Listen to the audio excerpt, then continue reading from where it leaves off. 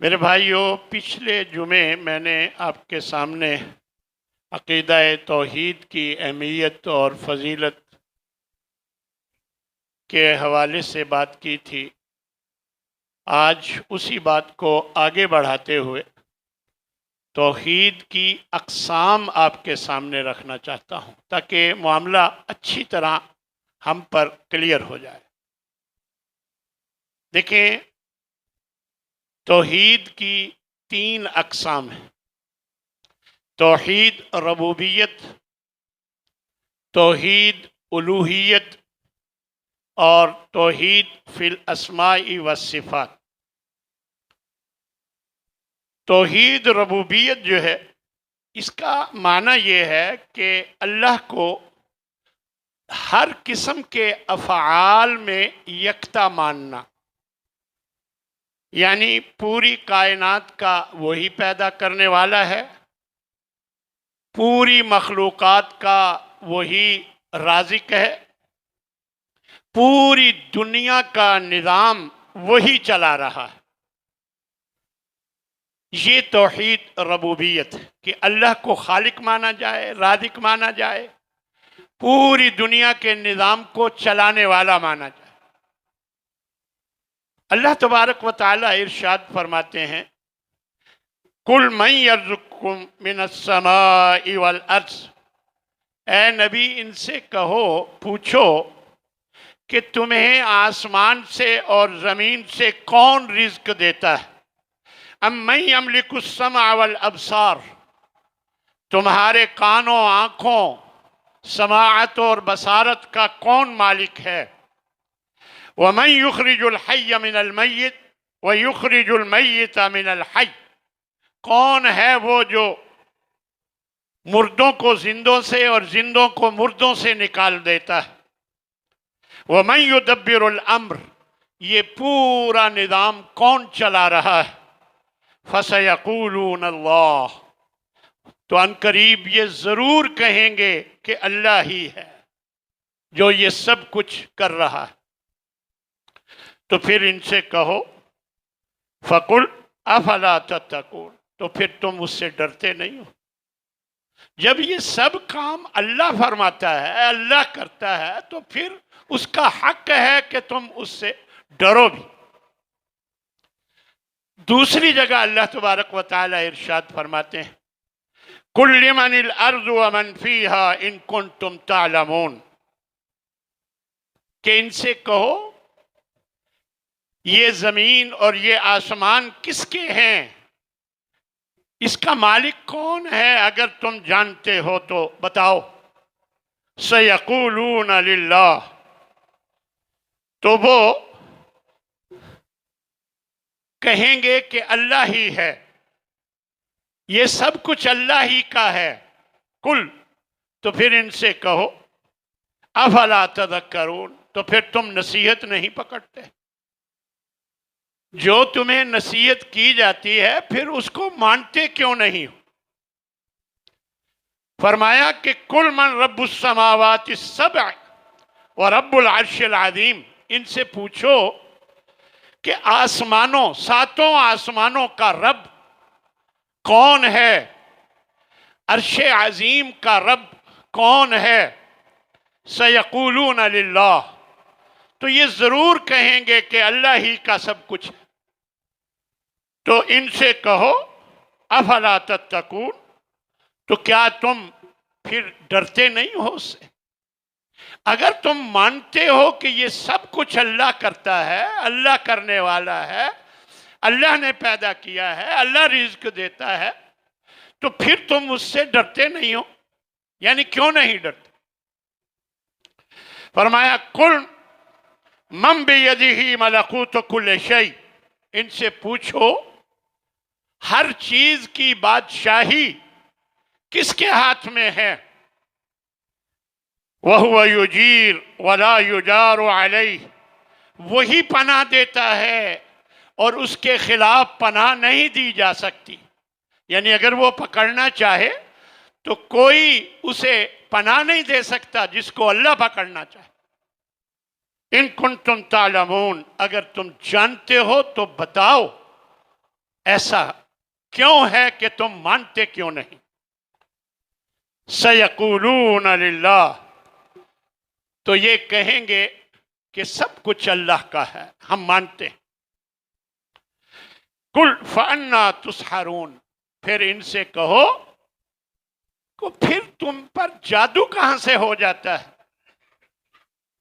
کہاں سے تم پر جادو ہو جاتا ہے کہ تم پھر ماننے کے لیے تیار نہیں ہو؟ جب یہ مانتے ہو کہ یہ سب کچھ اللہ کا ہے، پھر تم یہ کیوں نہیں مانتے کہ پھر عبادت بھی اسی کی کرو، اسی کو حاجت روا مشکل کشا سمجھو؟ پھر ایسا کیوں نہیں؟ میرے بھائیوں، اکیلا اللہ ہی رازق ہے، رزق دینے والا اکیلا اللہ کی ذات۔ وما من دابۃ فی الارض الا علی اللہ رزقها، زمین میں رینگنے والا کوئی جاندار نہیں کہ جس کے رزق کا ذمہ اللہ نے خود نہ لیا ہو۔ دوسری جگہ اللہ تبارک و تعالی ارشاد فرماتے ہیں، وَكَأَيٍّ مِّن دَابَّةٍ لَا تَحْمِلُ رِزْقَهَا، کتنے ہی جاندار ہیں کہ جو اپنے رزق کو اٹھائے نہیں پھرتے۔ اللہ یرزقها، اللہ انہیں رزق دیتا ہے، وہ اپنے رزق کو اٹھائے نہیں پھرتے، اللہ انہیں رزق دیتا ہے۔ وَإِيَّاكُمْ، اور تمہیں بھی تو دیتا ہے، اللہ ہی ہے جو سب کو رزق دیتا ہے۔ تو میرے بھائیوں، یہ بات اچھی طرح سمجھ لیں، صرف توحید ربوبیت کافی نہیں ہے۔ توحید ربوبیت ہے کہ اللہ کو خالق مانا جائے۔ مشرک بھی خالق مانتے تھے، ابھی میں نے آپ کے سامنے آیتیں پڑھ کر سنائی آپ کو۔ صرف اللہ کو رازق مانا جائے، مشرک بھی مانتے تھے۔ یہ اپنی جگہ توحید کا یہ حصہ ماننا ضروری ہے، لیکن صرف یہ توحید ربوبیت مان کر الوہیت اور توحید فی الاسماء والصفات میں شرک کرنا یہ برداشت نہیں ہے، یہ اللہ کو برداشت نہیں۔ یعنی صرف توحید ربوبیت کا ماننا کافی نہیں ہے، اس کے ساتھ ساتھ توحید الوہیت کا ماننا بھی ضروری۔ اب آپ سن لیں کہ اللہ فرما رہا ہے کہ وَلَئِن سَأَلْتَهُم مَّنْ خَلَقَ السَّمَاوَاتِ وَالْأَرْضَ، اگر آپ ان سے پوچھیں کہ یہ آسمان اور زمین کس نے پیدا کیے، وَسَخَّرَ الشَّمْسَ وَالْقَمَرَ، اور سورج اور چاند کس نے مسخر کر دیا، لَيَقُولُنَّ اللَّهُ، تو یہ ضرور کہیں گے کہ اللہ ہی نے۔ یعنی مشرک مانتے ہیں کہ یہ سب کچھ اللہ کرتا ہے، لیکن یہ ماننے کے ساتھ ساتھ اللہ کے علاوہ بھی بتوں کی عبادت کرتے ہیں، اللہ کے علاوہ کسی اور کو بھی حاجت روا مشکل کشا سمجھتے ہیں۔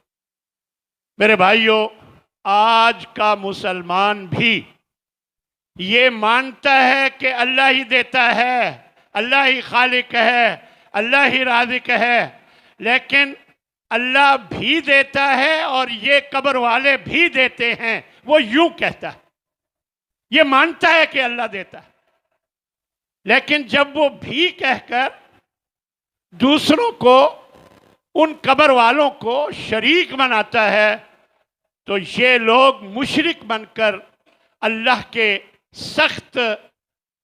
کے خلاف سخت بات کرتے ہیں، جو اللہ تبارک و تعالی برداشت نہیں کرتا۔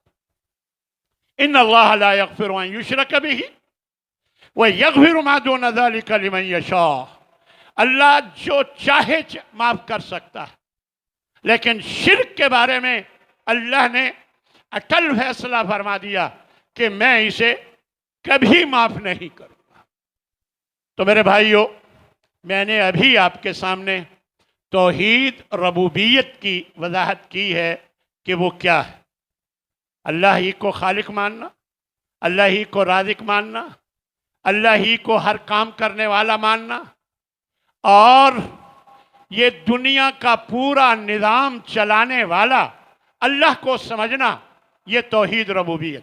لیکن یہ اکیلی توحید ربوبیت کافی نہیں ہے جب تک توحید الوہیت کو نہ مانا جائے۔ اب وہ کیا ہے وہ بھی میں آپ کے سامنے رکھتا ہوں تاکہ بات واضح ہو جائے۔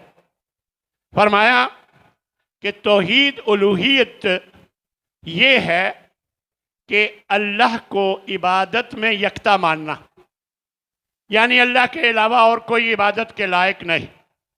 تمام عبادتوں کی جتنی اقسام ہیں، نظر و نیاز، ذبح کرنا، جھکنا، رکوع کرنا، یہ سب کے سب اللہ کے لیے خاص ہے۔ یہ سب کے سب اللہ کے لیے خاص ہیں۔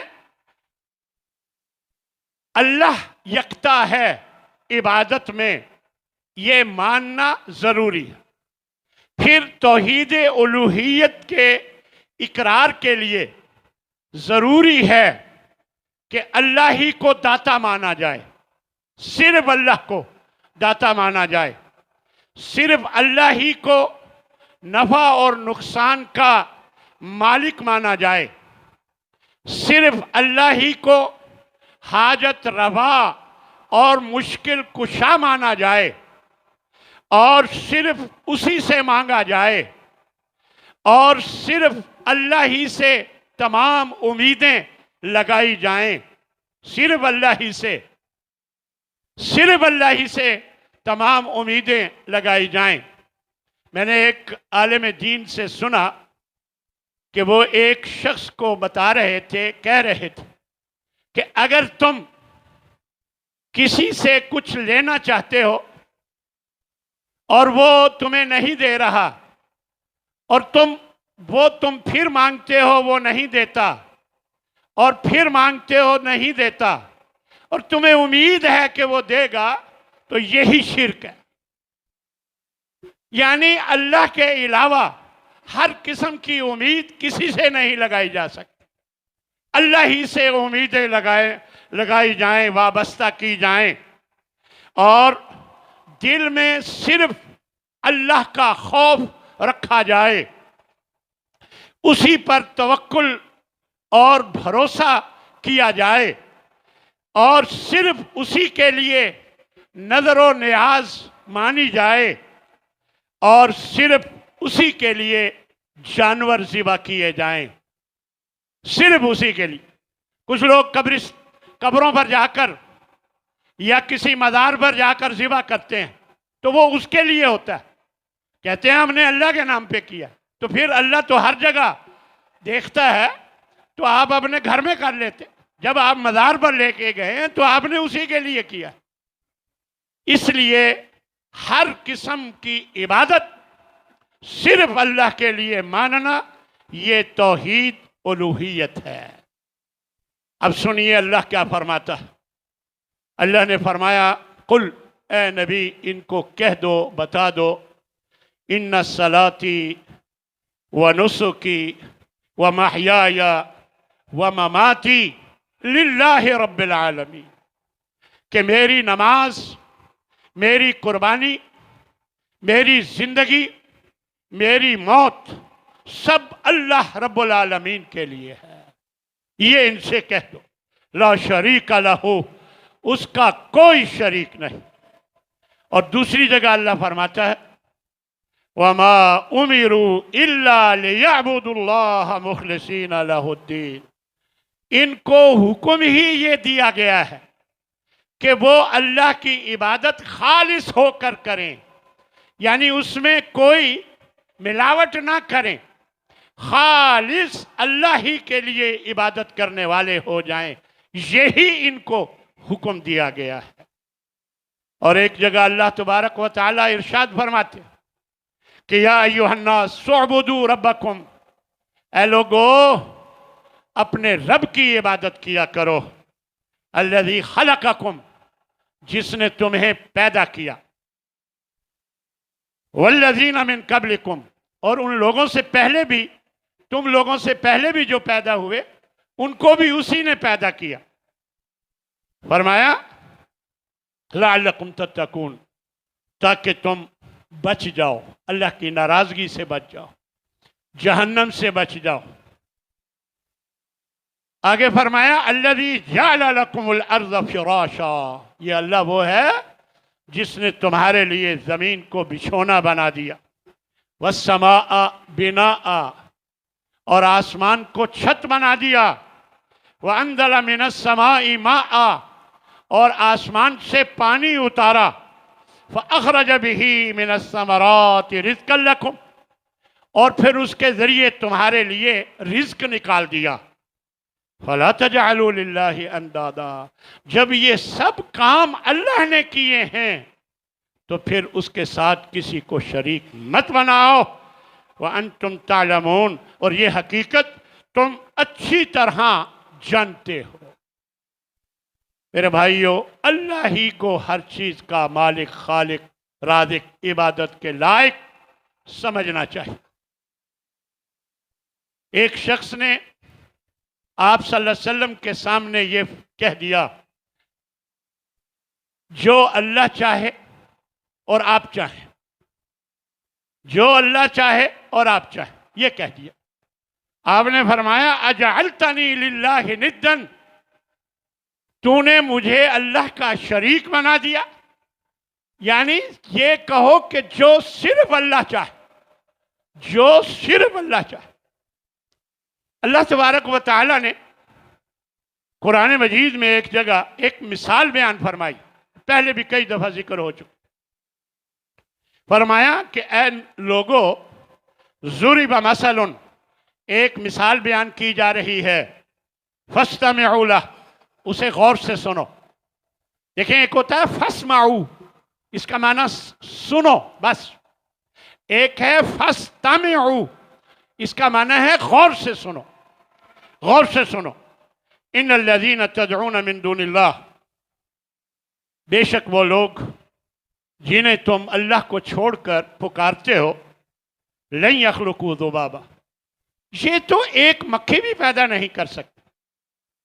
ولو اجتمعوا لہ، سب اکٹھے ہو جائیں، سب جمع ہو جائیں، تب بھی ایک مکھی بھی پیدا نہیں کر سکتے. مکھی تو پیدا کرنا درکنار، فرمایا وَإِن يَسْلُبْهُمُ الذُّبَابُ شَيْئًا، اگر مکھی ان کے کھانے سے کوئی ذرہ چھین کر لے جائے، لا يَسْتَنْقِذُوهُ، یہ اسے بھی نہیں چھڑا سکتے. یعنی اللہ نے مثال دے کر یہ بات سمجھائی. فرمایا لا يَسْتَنْقِذُوهُ مِنْهُ، یہ اس سے وہ ذرہ بھی نہیں چھڑا سکتے. ضعف الطالب والمطلوب، مانگنے والا بھی کمزور، مانگ رہا ہے، اور مطلوب جس سے مانگا جا رہا ہے وہ بھی کمزور، کہ ایک مکھی سے اپنے کھانے کا ذرہ نہیں چھڑا سکتا، وہ بھی کمزور. کیسے اللہ تبارک و تعالی نے غیر اللہ کو اللہ کا شریک بنانے والے، ان کو یہ مثال دے کر سمجھایا ہے کہ جن کو اللہ کو چھوڑ کر تم شریک بناتے ہو، وہ تو اس قابل بھی نہیں ہے کہ مکھی پیدا کر سکے. پھر فرمایا مکھی تو پیدا کرنا درکنار، مکھی اگر کھانے کا ذرہ چھین کے لے جائے وہ بھی نہیں چھڑا سکے. تو میرے بھائیو، اللہ بڑا مہربان ہے. اللہ ویسے بھی کہتا ہے شرک نہ کرو، لا تشرک باللہ، لیکن اللہ پھر مثالیں دے کر سمجھاتا ہے کہ کہیں پھر بھی کوئی کوتاہی کر لے، اللہ پھر مثالیں دے دے کر سمجھاتا ہے. دیکھیں، اللہ نے ایک جگہ قرآن مجید میں بیان فرمایا کہ دیکھو، جو ہم تمہیں رزق دیتے ہیں، کیا تم اپنے غلاموں، اب تو غلام نہیں ہیں، آپ سمجھ لیں اپنے ملازموں کو اس میں شریک بناتے ہو؟ آپ نے ایک ملازم رکھا ہوا ہے، آپ کو 5 لاکھ کا فائدہ ہوا، آپ اپنے ملازم سے کہیں 2.5 لاکھ تیرے اور 2.5 میرے. کبھی تم نے جو ہم نے تمہیں رزق دیا ہے اپنے غلاموں کو اس رزق میں شریک کرتے ہو؟ کبھی نہیں کرتے۔ تو پھر اللہ فرماتا ہے تو پھر میرے غلاموں کو میرا شریک کیوں بناتے ہو؟ سب میرے غلام ہیں، عبدہ و رسولہ، جتنے رسول ہیں سب میرے غلام ہیں، پھر میرے غلاموں کو میرا شریک کیوں بناتے ہو؟ کتنی زبردست بات فرمائی اللہ تبارک و تعالیٰ نے سمجھانے کی۔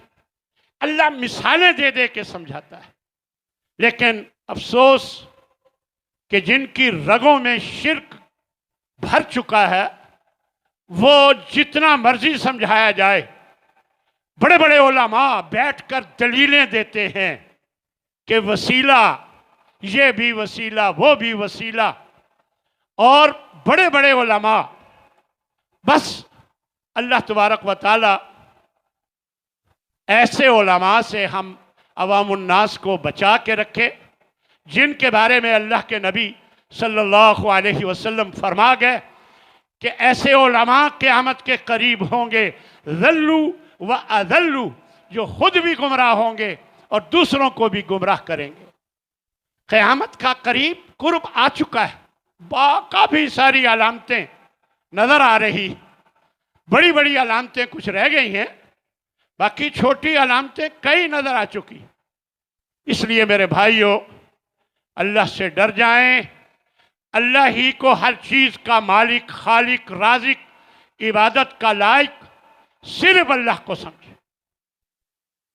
غوث اعظم بھی صرف اللہ ہے۔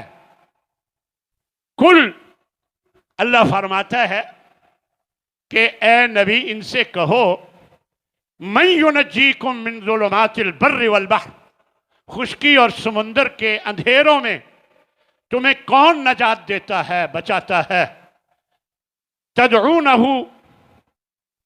تضرعا وخفیہ، جب تم اسے عاجزی کے ساتھ اور چپ کے ایسا ایسا پکارتے ہو اور کہتے ہو لئن انجانا من ہذہ، اگر اللہ اس مصیبت سے اس بار ہمیں نجات دے دے، لنکونن من الشاکرین، کہتے ہو کہ ہم ضرور بھی ضرور شکر کرنے والے بن جائیں گے، اللہ کا کو ہر چیز کا مالک سمجھنے والے بن جائیں گے۔ لیکن جب اللہ دے دیتا ہے پھر وہ شرک کرنے لگ جاتے ہو۔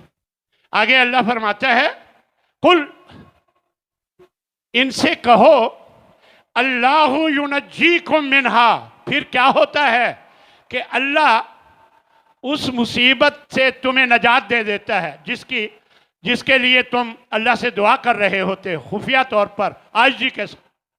پھر ینجیکم منہا، اللہ ینجیکم منہا، اللہ تمہیں اس سے نجات دے دیتا ہے، ومن کل کرب، ہر تکلیف سے، ثم انتم تشرکون، پھر تم اس کے ساتھ شریک بناتے ہو۔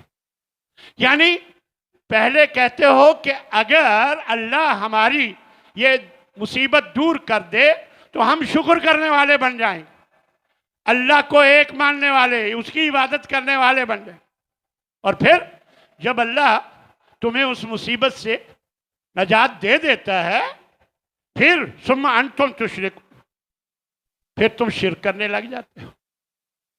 کیسا اللہ تبارک و تعالیٰ نے ہمیں کھول کھول کر بات بیان فرمائی۔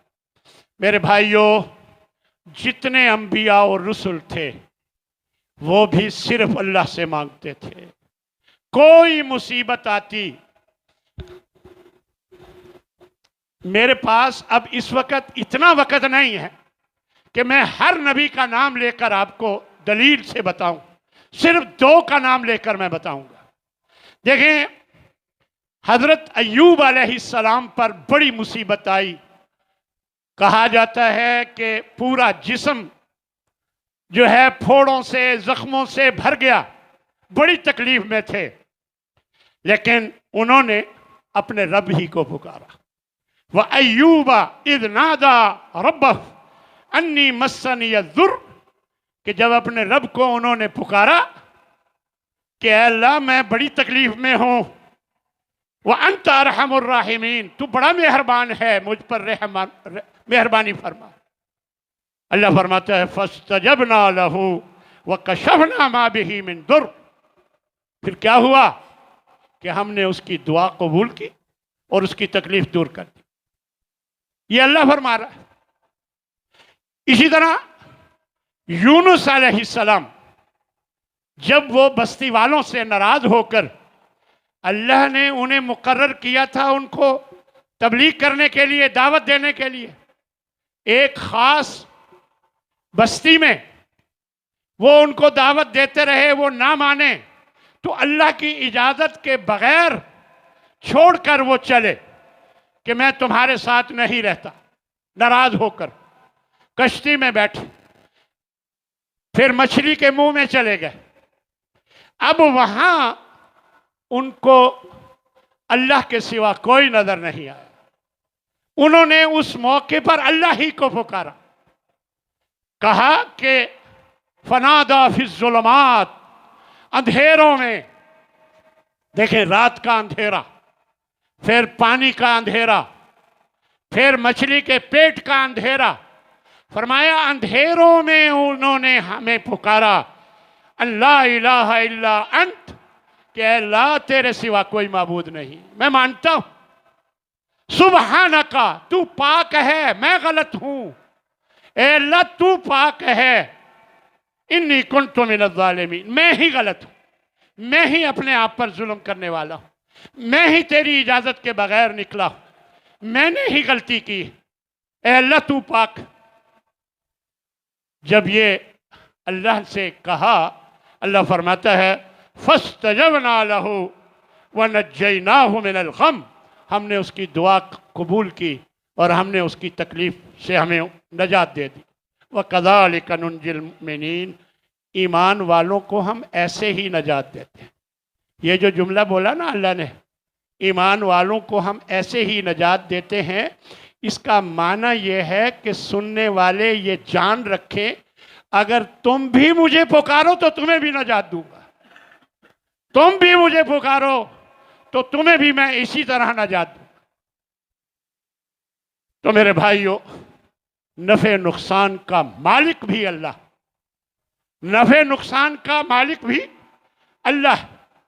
اے نبی ان سے کہہ دو قُلْ لَا أَمْلِكُ لِنَفْسِي نَفْعًا وَلَا ضَرًّا، اے نبی ان سے کہو کہ میں تو اپنے نفس کا بھی نفع نقصان کا مالک نہیں ہوں، الا ما شاء اللہ، مگر وہ جو اللہ چاہے۔ وَلَوْ كُنْتُ أَعْلَمُ الْغَيْبِ، اگر میں غیب کا علم جانتا ہوتا، لَاسْتَكْثَرْتُ مِنَ الْخَيْرِ، میں بہت سی بھلائیاں نیکیاں جمع کر لیتا، وَمَا مَسَّنِيَ السُّوءُ، اور مجھے کبھی کوئی تکلیف نہ چھوتی، إِنْ أَنَا إِلَّا نَذِيرٌ وَبَشِيرٌ لِقَوْمٍ يُؤْمِنُونَ، میں تو صرف ڈرانے والا، خوشخبری دینے والا اس قوم کے لیے کہ جو ایمان لاتے ہیں۔ تو میرے بھائیو، اللہ کے نبی نے اپنی تمام اقوام کو نام لے لے کر فرمایا کہ اللہ سے مانگو، میں تمہارے لیے کچھ نہیں کر سکوں گا۔ یا بنی عبد مناف، یا بنی ہاشم، یا بنی عبد المطلب، انقذوا انفسکم من النار، تم خود اپنے آپ کو آگ سے بچاؤ۔ پھر حضرت فاطمہ سے مخاطب ہو کر فرمایا وَيَا فَاطِمَةُ أَنْقِذِي نَفْسَكِ مِنَ النَّارِ، اے فاطمہ تو بھی اپنے نفس کو آگ سے خود بچا، فَإِنِّي لَا أَمْلِكُ لَكُم مِّنَ اللَّهِ شَيْئًا، مسلم کی یہ روایت کہ میں تمہارے کسی نفع نقصان کا مالک نہیں ہوں، کچھ بھی مالک نہیں، سب کچھ اللہ ہے، وہی مالک۔ اللہ کے نبی نے اپنے ایک صحابی کو یہ فرمایا اذا سألت فاسأل اللہ، جب بھی کچھ مانگنا ہو اللہ سے مانگو، جب بھی کچھ مانگنا ہو اللہ سے مانگو۔ وَإِذَا اسْتَعَنْتَ فَاسْتَعِنْ بِاللَّهِ، اور جب مدد مانگنی ہو تو اللہ سے مانگو، یہ نہ کہو فلاں مدد فلاں مدد، نہ کہو، بلکہ صرف اللہ سے مدد مانگو۔ تو میرے بھائیو، یہ ہے توحید उलूहियत। तीसरी किस्म है तौहीद फिल अस्माए व सिफात। इसका माना है कि अल्लाह ताला के कुछ नाम हैं, अल्लाह के कुछ सिफात हैं, वो अपने नामों और सिफात में यकता है, अपने नामों और सिफात में यकता है।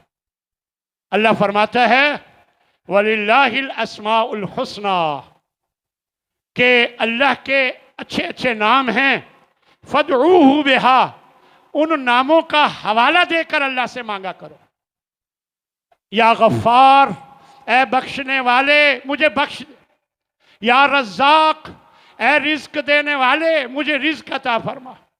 या सत्तार, ए पर्दापोशी करने वाले। या सित्तीर, उस्तुर अलैया, मेरी पर्दापोशी कर। यानी अल्लाह से मांगो जो मांगना है, उसका नाम ले लेकर। वज़रुल्लज़ीना युल्हिदून फ़ी अस्माइही, और छोड़ दो उनको जो उसके नामों में कजी इख्तियार करते हैं। सयुजज़ौना मा कानू यामलून, जो करते हैं उसकी सज़ा भुगतेंगे।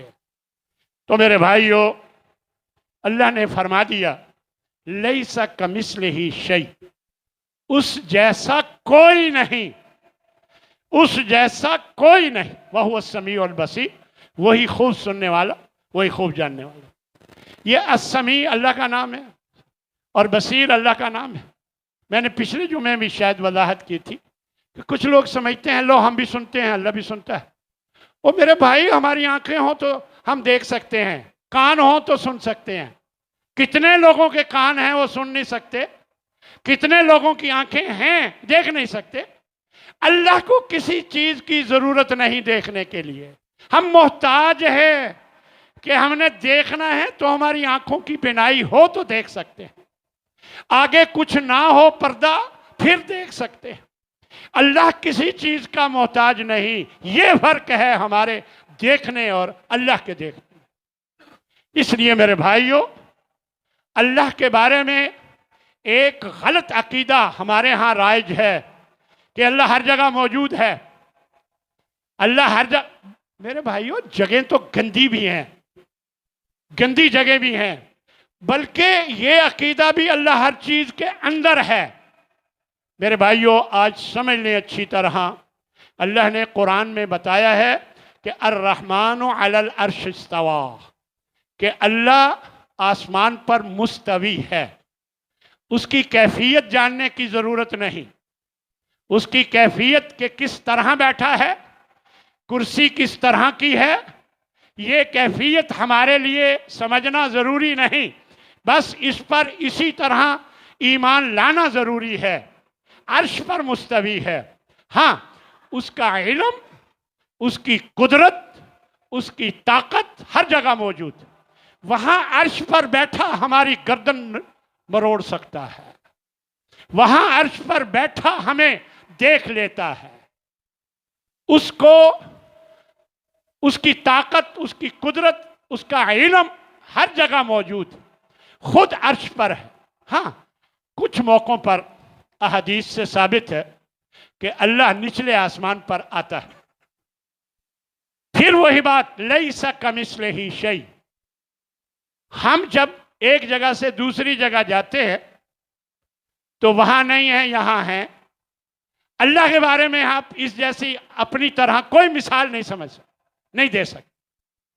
आता है कि निचले आसमान पर आता है, अल्लाह हमें समझाने के लिए कि मैं निचले आसमान पर आया हुआ हूं, मांगो मुझसे क्या मांगते हो। वैसे तो अल्लाह वहां से भी सुन लेता है, लेकिन हमारे दिल को समझाने के लिए कि मैं यहां करीब तुम्हारे आया हुआ, मांगो जो मांगते हो। ये अहदीस में आता है कि अल्लाह यूं फरमाता है। लेकिन यही अकीदा हमारा है कि अल्लाह अर्श पर मुस्तवी है और उसका इल्म, उसकी कुदरत, उसकी ताकत हर जगह मौजूद। इमाम मालिक फरमाया करते थे कि अल इस्तिवाउ मालूम, कि मुस्तवी होना ये तो समझ आता है कि अर्श पर है। वल कैफ़ो मजहूल, उसकी कैफियत जो है मजहूल है, उसका हमें कोई इल्म नहीं कि किस तरह बैठा है। वस्सवालु अन्हु बिदअतुन, इसके बारे में पूछना कि कैसे है। जैसे एक मौलाना, बड़े मशहूर मौलाना, एक दूसरे मौलाना से फरमा रहे थे कि अल्लाह, ये अर्श बड़ा है या अल्लाह? फिर अल्लाह अर्श पर है, अगर अल्लाह बड़ा है तो अर्श छोटा है तो कैसे? यानी अल्लाह के, ये अपने इमाम मालिक फरमा रहे हैं कि उसके बारे में पूछना ही गलत है, उसके बारे में कोई और बात करना ही गलत है, उस पर वैसे ही ईमान लाना लाजिम है। वल ईमान बिही वाजिब, उस पर ईमान लाना वाजिब। अब वो कहते हैं कि बताओ ये मोबाइल है, ये इसका डब्बा है। अब मोबाइल बड़ा है या डब्बा बड़ा है? अगर मोबाइल बड़ा है तो डब्बे में नहीं आएगा, डब्बा बड़ा है तो मोबाइल उसमें आ जाएगा। तो ये बताओ अल्लाह बड़ा है या अर्श बड़ा है?